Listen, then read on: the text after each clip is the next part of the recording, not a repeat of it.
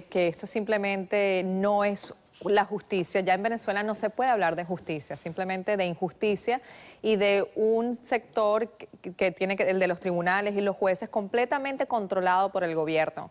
Leopoldo López lleva ya 5 meses preso y es un tribunal donde no le dejan presentar pruebas. Hoy lo que hicieron fue la jueza Barreiros lo que dijo es: reitero que no acepto las pruebas de la defensa contra Leopoldo López. ¿En qué tribunal democrático, realmente transparente y justo se puede hablar de tener un caso donde la defensa, donde el acusado no puede siquiera presentar pruebas en su defensa? Eso no es una justicia. Eso creo que no hace falta ser ni abogado y de hecho ni periodista para darse cuenta que simplemente no es justo. De hecho, lo que hace es sacar a la luz lo absolutamente amañado que está ese sistema supuestamente judicial venezolano, y realmente lo que están enfrentando él, tanto como los otros 2 alcaldes que están presos y los otros estudiantes que están presos por las manifestaciones, lo que enfrentan es un caso de injusticia total y absoluta. La noticia nuevamente es que posponen el juicio contra López. No hay mucha información al respecto, no hay declaraciones tampoco al respecto, así que vamos a ir un poco atrás y vamos a escuchar declaraciones del 6 de agosto, específicamente, primero de la esposa de López, Tintori, y también del abogado que se pronuncia al respecto. Es absolutamente irregular, son presos políticos, presos en una dictadura. El trato hacia Enzo Escarano, Salvatore Lucchese y Leopoldo López y Daniel Ceballos es un trato totalmente irregular. No se le admiten sus visitas abiertas, cosa que es un derecho como presos. Nosotros no estamos pidiendo favores, estamos exigiendo nuestros derechos. Lo que sí lamentamos es que este proceso pues no haya tenido la continuidad que tanto hemos insistido, que se admitan las pruebas, que se proceda a un juzgamiento de libertad y que se modifiquen los delitos, que eso es el requerimiento, el fundamento de la argumentación jurídica que tantas veces hemos insistido. Repetimos, son declaraciones hechas el pasado 6 de agosto, información. La primera vez que le negaron llevar el juicio en libertad, y la primera vez que le negaron entregar las pruebas a su defensa. Correcto, y era un poco más a repetir lo mismo. Exactamente, y hoy simplemente lo que se hizo fue reiterar que no va a poder llevar a cabo el juicio en libertad y que no van a aceptar sus pruebas en la defensa, y no lo dejaron ni hablar.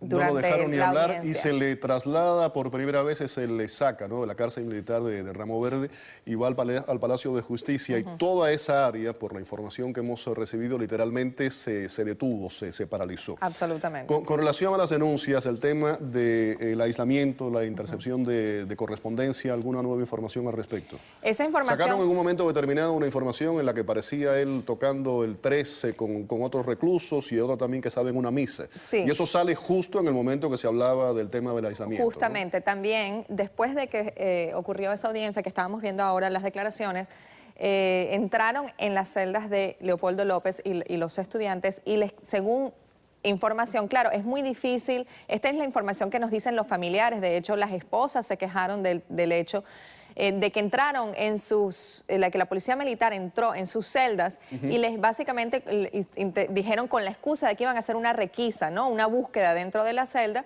les cayeron a golpes, los agredieron violentamente y tuvieron una situación de violencia y de agresión completa contra estos reclusos. Eso fue justamente después de la audiencia donde les negaron tener la defensa. Claro, porque ya sabían que los iban a tener encerrados 1 semana y media más, y ahí entonces si les daban algún golpe eso ya se iba a curar, como quien dice, hasta hoy que iban a salir públicamente otra vez. Eso es muy difícil de verificar, además de lo que dicen las esposas y los familiares y los abogados, porque no hay ningún acceso al mundo exterior. Ellos están completamente aislados, no pueden hablar ni con la prensa, ni con sus propios familiares, ni con sus propios abogados. Es muy difícil realmente verificar esta información. Sin embargo, existen indicios de que simplemente es verdad que los están agrediendo y que los tienen aislados de sus familiares. Bueno, hablando de Venezuela, vamos a cambiar de tema y vamos a hablar de un libro. El libro es Chavismo, Narcotráfico y Militares, y tengo conmigo vía telefónica, precisamente desde Venezuela, al periodista Héctor Landaeta. Él escribe ese libro junto con la ex magistrada Mildred Camero. ¿Qué tal? Bienvenido al programa. Buenas noches. Buenas noches, ¿cómo están? Muy bien. Encantado de saludarlo, me acompaña, tengo conmigo aquí a Elena Poleo en el estudio. ¿Qué denuncia el libro? Bueno, esto se trata de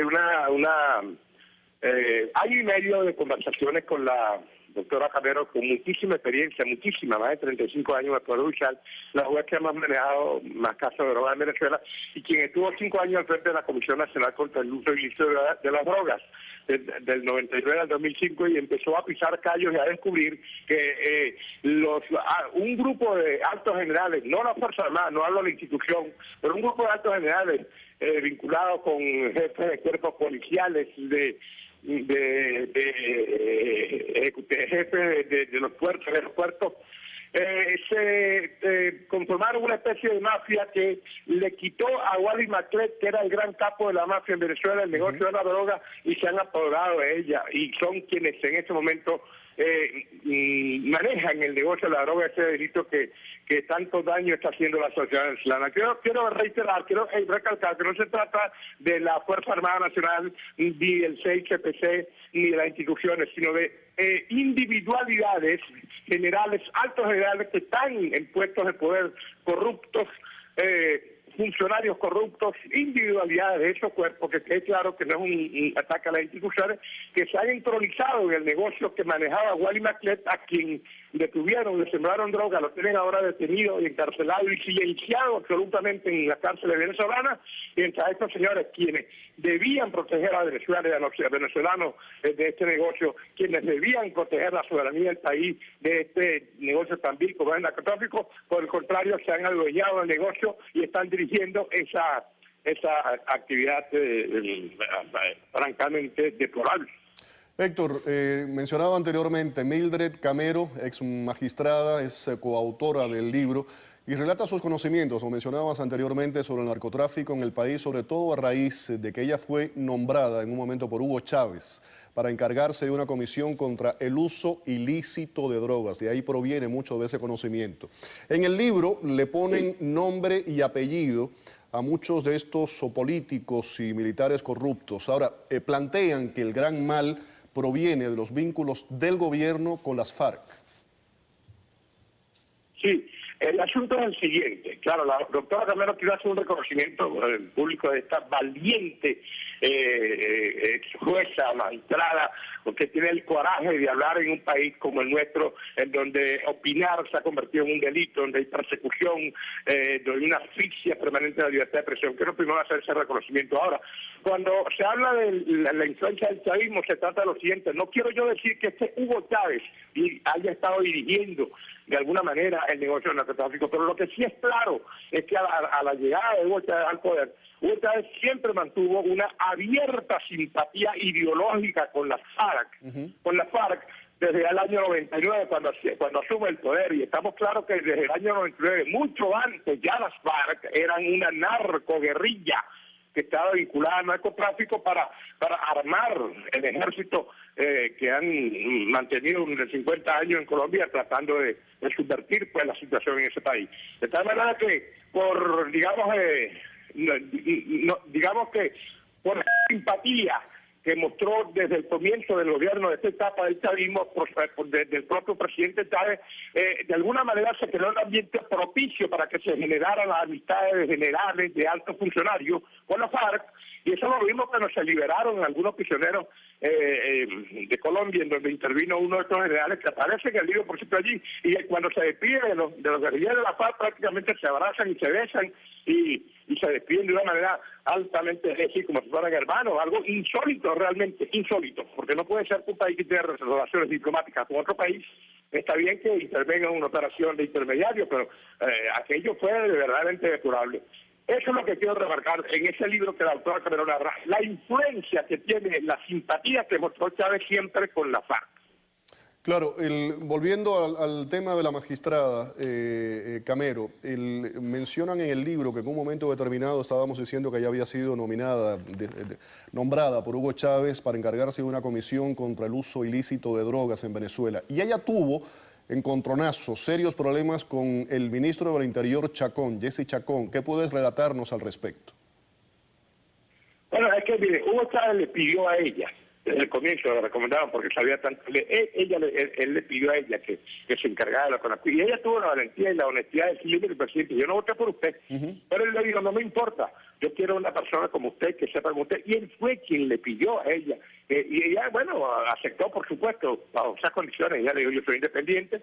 Y eso. Ahora, el caso de Chacón tiene que ver con el hecho de que es uno de los que se confabula con otros personajes nefastos y oscuros que todavía están en el poder en Venezuela para sacar a la doctora Camero. ¿Por qué? Porque la doctora Camero, con las investigaciones que hacía con la DEA, que estaba legal en Venezuela, y con los grupos de inteligencia británicos, comenzaron a pisar los grandes callos, los grandes generales activos que estaban y están metidos en ese negocio. De allí, por supuesto, ya Jessica Chacón era el ministro del Interior en esa época, es la única persona que debe nombrar, no quiero estar dando nombres, eso está en el libro. Y nombrar cada uno de ellos significa tener que hablar de todo el contexto para estar señalando nombres. Lo que quiero decir es que este señor, en un ataque, no sé, no de celos, sino de soberbia, porque él pretendía que la doctora Camero, que era ministro de Estado para ese ministerio, le rindiera cuentas a él. Entonces él se une a esas 4 o 5 personas, un operador muy conocido, político de venezolano y otros generales, quienes inician esa campaña despiadada que finalmente al parecer convenció al presidente Chávez de la necesidad no solo de sacarla a ella, sino de salir de la DEA en Venezuela. ¿Qué reacción ha habido, la reacción del oficialismo, del gobierno ante la denuncia que ustedes han planteado, han hecho en el libro? Por cierto, una denuncia que es peligrosa, ¿no? Sabe usted que en Venezuela opinar es un delito. Lo que nosotros estamos conscientes del peligro que significa denunciar estas cosas, pero bueno, como decía Mandela, el miedo es natural, hay que tratar de vencerlo, uno trata de vencerlo. Ella es la gran protagonista de este libro, ella es la que cuenta todo eso. Yo soy el periodista que investiga, también asumo mi responsabilidad, pero uno tiene que tratar de asumir el riesgo porque el país se nos va. A lo mejor se nos puede ir la vida en esto, pero hay que hacer algo, de manera que por ello asumimos este reto. Ahora, la parte segunda que usted me preguntaba era después de la idea, ¿no? La otra parte que me hacía en la pregunta. Le preguntaba de qué reacción había tenido el oficialismo ante las denuncias que ustedes planteaban en el libro. Ok. Mire, le voy a decir algo. Ni una llamada. Aquí en Venezuela se está imponiendo, ya es una política de Estado, el secretismo. Aquí no solamente ya no se dan los datos de la inflación, no se dan los datos de la escasez, no se dan los datos de economía, todo se esconde. Y cuando salen denuncias como esta, sencillamente nadie dice nada, se deja pasar. Usted sabe que los periodistas tenemos algo claro, siempre lo hemos tenido. La noticia normalmente dura una semana. En este país la situación es tal que de una semana a otra un escándalo tapa otro escándalo y así van pasando las cosas y se van quedando un poco en el olvido. Nuestro deber es tratar siempre de seguir insistiendo en seguir denunciando las irregularidades, pero el gobierno ha optado por el silencio, el secretismo. Aquí hay un estado de secreto absoluto, no solo sobre este tipo de cosas, sino sobre el manejo de los dineros públicos y sobre todas las desviaciones y perversiones del ejercicio del poder, en el poder de estos 15 años de un grupo de señores que se adueñaron de alguna manera pues de la voluntad popular, porque no hay nada más peligroso que un populista con dinero. Eso es lo que ha pasado en Venezuela en el fondo. Ahora el país está despertando y para que siga despertando tienen que salir a flor de este tipo de denuncias. Le agradezco mucho que haya estado con nosotros en el programa. Su denuncia está hecha y era Héctor Landaeta, periodista venezolano. El libro, recuérdenlo, Chavismo, Narcotráfico, Militares. Como decía anteriormente, Héctor Landaeta y también la magistrada Mildred Camero. Muchísimas gracias por haber estado con nosotros en el programa. Termino contigo. Una reacción a este libro y a sus palabras.